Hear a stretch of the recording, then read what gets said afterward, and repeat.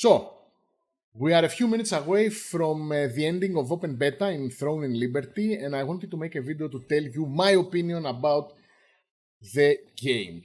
I am an MMO player for exactly 20 years this year. I started playing Lineage 2. Yes, it's Lineage 2. I know it's Lineage, but we call it Lineage 2. Okay? We, the people of Lineage 2. So, I was expecting Throne and Liberty, to be honest, because it is supposed to be a PvP game, but we will speak about that later. And let's start first of all with the graphics. The graphics of the game are actually amazing.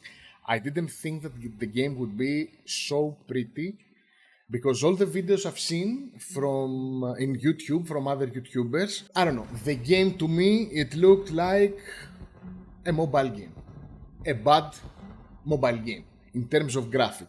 And that was mainly, now that I played it I understood, that was mainly because of this range. And on this range, when you are in the middle of people and you do damage, etc., it's very hard. It's very hard to look good on a video. It gives me a lot of New World vibes, and New World definitely was a very beautiful game. It was beautiful. It doesn't matter what they did, it doesn't matter that they killed the game, but the game was beautiful. This game is very nice as well. It doesn't have the sound of New World, but it's very nice. Now, I will skip for now everything else and I will move straight forward to PvP, because this is what the people that are interested in this game care about the most, because again, it is supposed to be a PvP game. So the PvP in this game actually do exist. It's not what I expected to be, because they changed a lot of things, like they removed the open world PvP, if it ever existed. I'm not sure. So, where I was, because there was an interruption. Yes, about PvP. So, you can't really go out there and start killing people or PK people like we used to do in Lineage 2. But there are PvP events and world bosses almost every hour. So, that means that you can actually PvP all day long if you want. If you are a PvPer, you can PvP all day long and kill other players. And it is very important and essential for your progression and your guild's progression. So, you have a lot of PvP. What you have? You have events that you go with your group, your guild, and you fight other players and you gather points, and at the end of the event you are rewarded in some areas on the map. For example, it can be around here. So around here there might be an event that you will have to go kill mobs, gather materials and turn them back. Okay, and you get points. And other players can come and kill you and take your loot, etc., etc. Another PvP thing that exists is the world bosses in different areas of the map, like here for example, and here for example, and here. Every other hour some world bosses spawn, that they are either in peace mode, where you can go and farm them peacefully along with other people, but who's gonna get the drop? I think it's who's gonna do the most damage, but it's also kind of random. I'm not exactly sure. And then these bosses can be PvP, and they can have a PvP area around them, that inside that area you go and you kill other people. And if you secure to kill that boss with your guild, because we need the guild, you are guaranteed to take the loot. So also, the important thing, you have to go there with your guild so you don't allow enemies to free farm. Okay. There is also another event that is called Dominion, where you go again in one of these areas. For example, here. Right now, one of these events will spawn. You see this event, Dominion Desert Caravan. In this, you join a random team and you compete against others in other teams. Okay, without names, without ranks, nothing. You don't know who he is, you just kill him. Is he a blue team and you are red? You kill him. Okay, So, and these are the bosses here that they spawn. And what are these? And these are the boon stones. The boon stones are things like this here, okay, that your guild can control, and if your guild control this, you can go inside that rift once per day and farm a raid boss. Okay, so yes, PvP, very nice. Now, the PvP, in terms of the actual combat, it's much, so far, it seemed to be Zerg versus Zerg in these bosses, etc. But I understand that. The problem that it has is that the PvP areas, the PvP zones around the bosses are very small, and it's very easy for one guild, for example, to stay at the border and just harass the other guild that is trying to kill the boss, and harass them with safety. So all you have to do is just go a little bit in, attack, interrupt, go out. And even if you wipe, it doesn't matter, because all you have to do is spawn to the nearest port point and just fly back or run back to the spot in less than a minute. This is something they have to check and address, because actually if you have two enemy guilds at the same area that are around the same power, it's almost impossible for one to kill the boss. Okay. So far, this is what we see. This is what we saw. Because we did have fights after the after the second day of the server, where we had 3 or 4 sites at the bosses and nobody was able to kill them. The second day of the open beta, where we were like 3 guilds, we had very nice fights and we actually killed one boss, and it was great PvPs. But then the third day, many big guilds joined the famous, for this beta, server 42 in Europe, and we just had fights. The next thing is that the game is very grindy. It is a Korean MMO, and it was expected. We knew that it's going to be grindy, but it is a lot. I mean, the grind is a lot, not in terms of the grind in other games like Lineage 2, that you go in an area and you just farm for 6 hours straight mobs and you kill. The farm here, I mean, you can do that. You can go in areas like this one and this one. Let me go show you. You can go in areas like that and farm them. And it's a very good farm. Also, this is another very nice thing.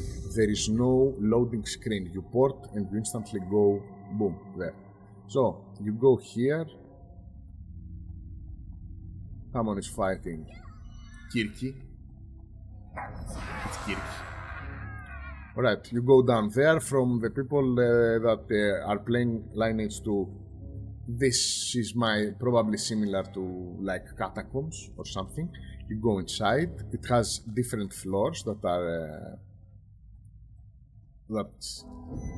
higher level, and you go inside there. Let me use my TV setup. You go right here, and you just farm mobs. And these mobs, they drop very important materials that you need to craft things, to craft books, for skill upgrades, to craft enchants. Anyway, so you have this place here, around here, that you see here, you have all this map, all these rooms.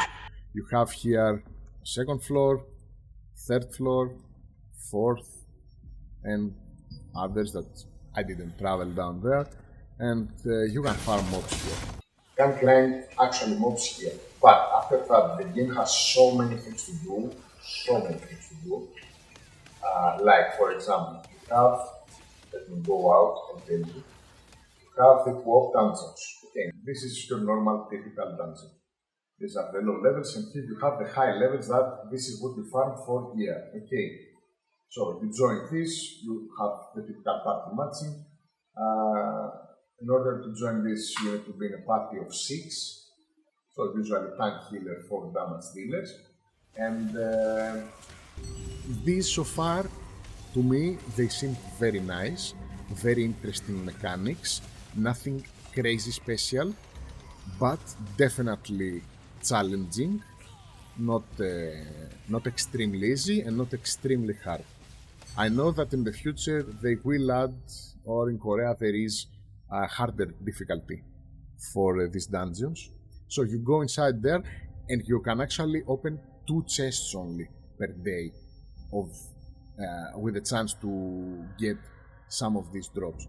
So every day you have to do 2 dungeons. After that, after your dungeons, you have here the secret dungeon. This is Tidal's Tower, for example.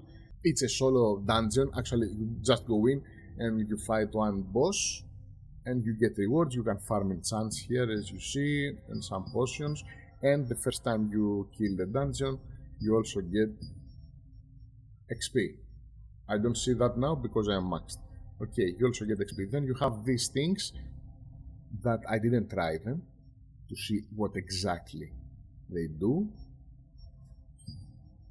Alright, so you can do this. Then you have 10 contracts. Contracts are, let me teleport to show you the contracts.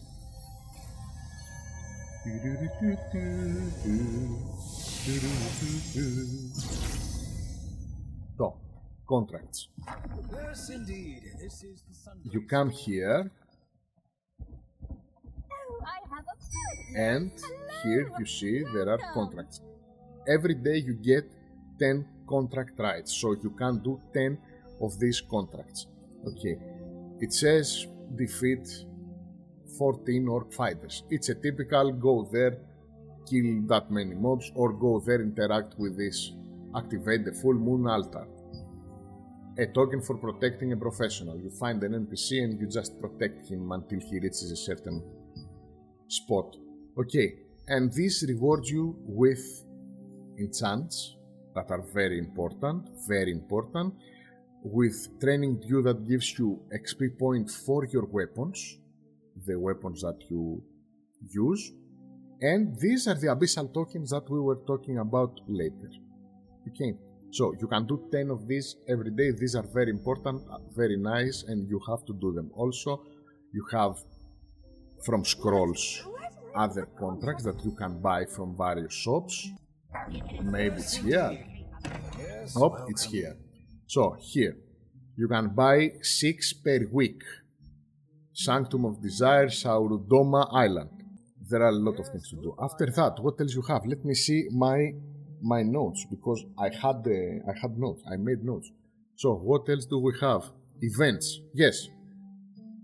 And last but not least, you have these events here. So you can see 8 o'clock, 9 o'clock, 10 o'clock, 11. Here is the whale on the sky. So now, right now, you have ongoing all these events. We said before, these are peace events, cooperation events, and PvP events. Okay. And then at 8 o'clock, you have these 3 bosses that are peace, in peace mode, and these bosses that are PvP. Then at 9 o'clock, you have the boonstones. Okay, you will go with your guild to fight for boonstones, to either protect your boonstone or conquer another one from another guild. Okay, you have all these boonstones here. Then again, at 10 o'clock, events. 11 o'clock, bosses. Okay, so you have all day long something to do, and all these are very, very important. That's why the game really is very, very super grindy. And this leads me to another thing about the pay to win, because this is something very, very important. The pay to win aspect of the game, so far from what I understood, you can help yourself, you can buy things, you can buy things from other players actually with your real money. But you have first of all to play the game. If you don't play the game, you can't do many things, even if you buy gear. Okay, you have to play the game, first of all. And second, you really need the guild and you need the group, or else there's no really point. Now, if you are one big whale inside the guild and you are like a lobster and you fight against another organized guild, okay, you will be a strong asset, but it won't matter that much if the other guild is much better. So I believe that the hardcore guilds, it doesn't matter if they pay money or not to be faster, they will be strong. And this is the case on Lineage 2 also, that the amount of RMT is huge everywhere and since the beginning of the game. You had people that are paying crazy amounts of money to be very strong, but at the end of the day, what matters is the group and the clans, and the game through the years transformed into something that you have all the strong groups and clans farming in-game and making actually money and pay them to other people that they just want to buy and not play the game.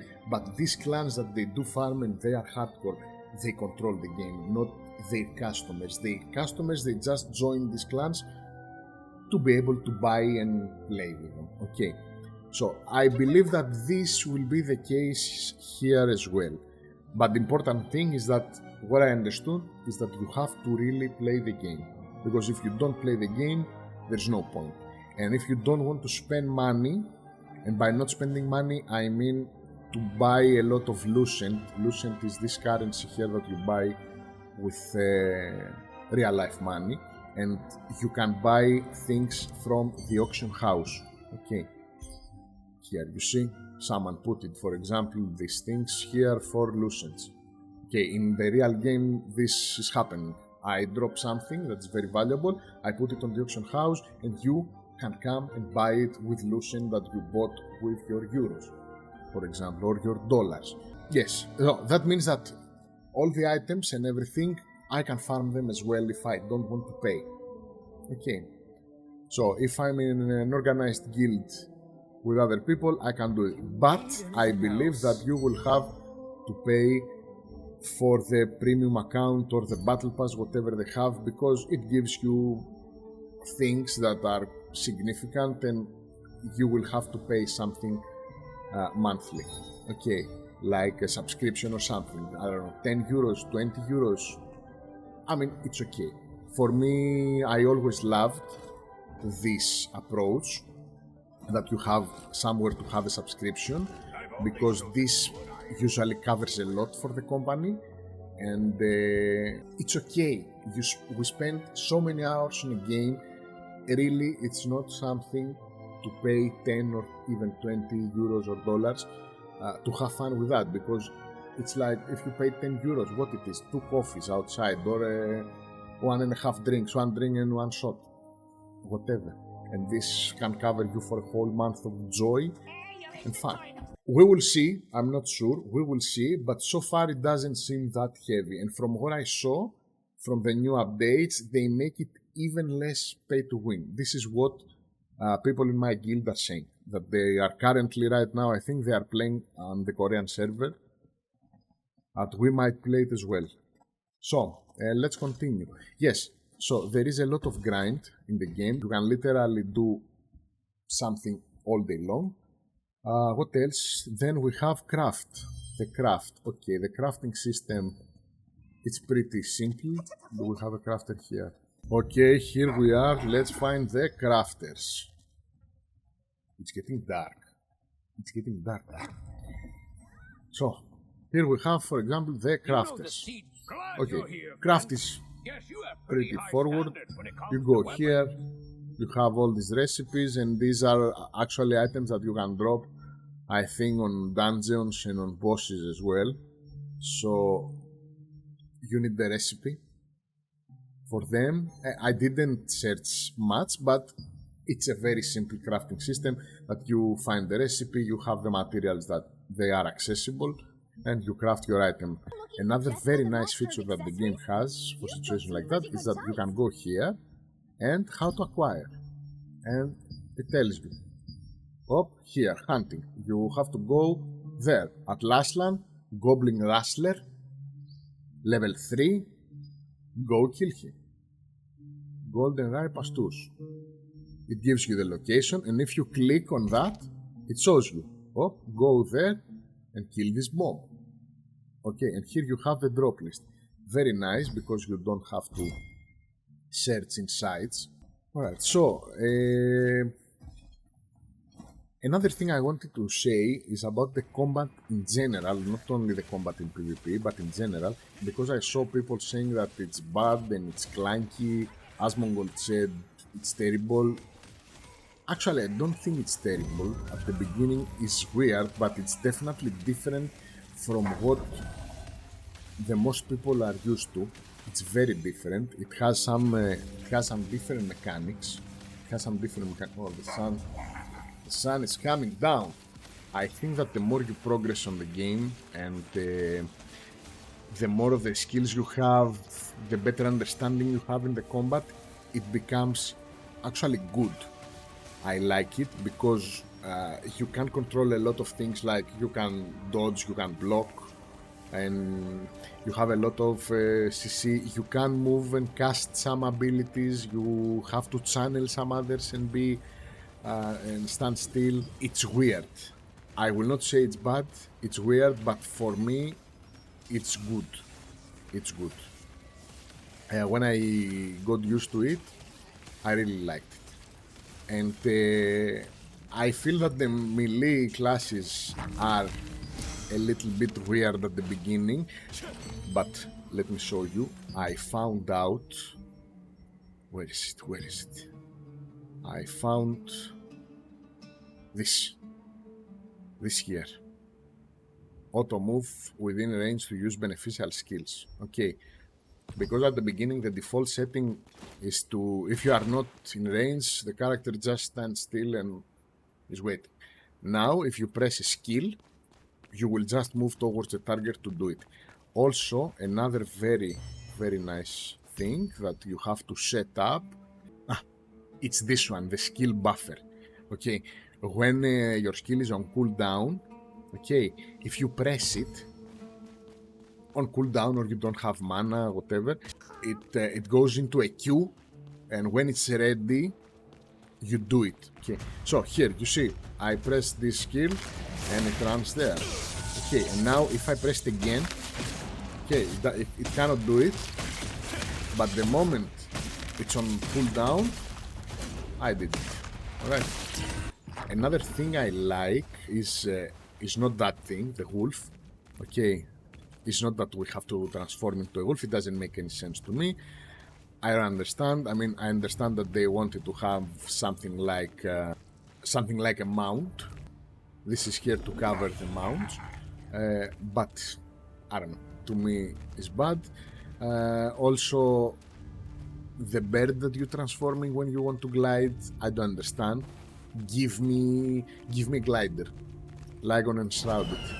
Now I'm a bird. Why I'm a bird? And when you go into the water, you are an otter. When you go into the water, you are an otter. Why? Why do I want to be an otter? Look at me. I want to be a big guy with a heavy armor and sword and shield.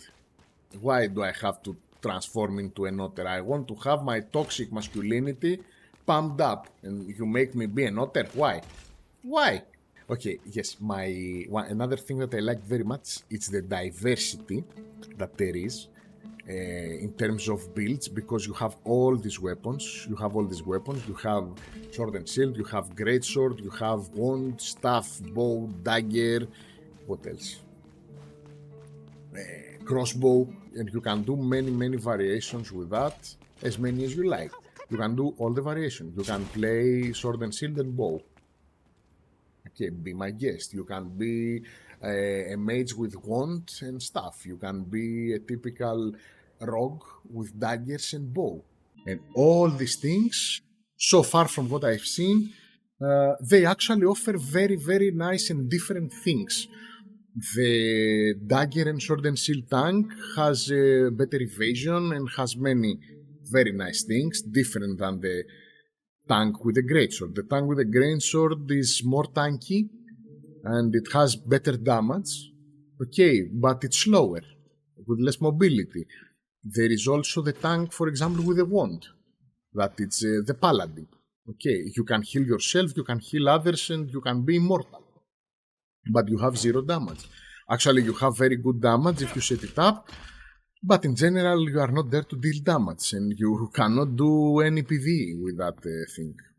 Yes, this diversity is very, very nice, and a lot of things might happen in the future, because right now, from what we know, they changed a lot. The people that are playing on Korean server, on the Hyper Booster server right now, they are testing all this, and we will try to keep a track on what is going on and update ourselves, because from what I understand, many things are about to change, and what we actually played now in the open beta in terms of strong builds, meta builds and everything, this will definitely change completely until the launch of the game in the West.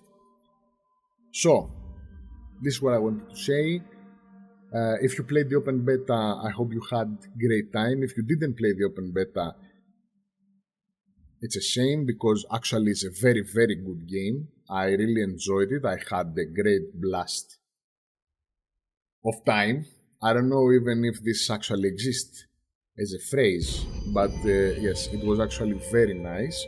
I had many great mass PvPs. We had very, very nice content. I enjoyed the dungeons. And yes, I can't wait. I can't wait for the official release. But you need guild. You need a guild and friends. If you're alone, I would say go play something else. Go play Elder Scrolls. This is not a game for loners. This is a game that you have to be inside a group of people. If you don't have friends and guild in this game, it's pointless, from what I understood. Okay, so that was it, guys. See you in the next video.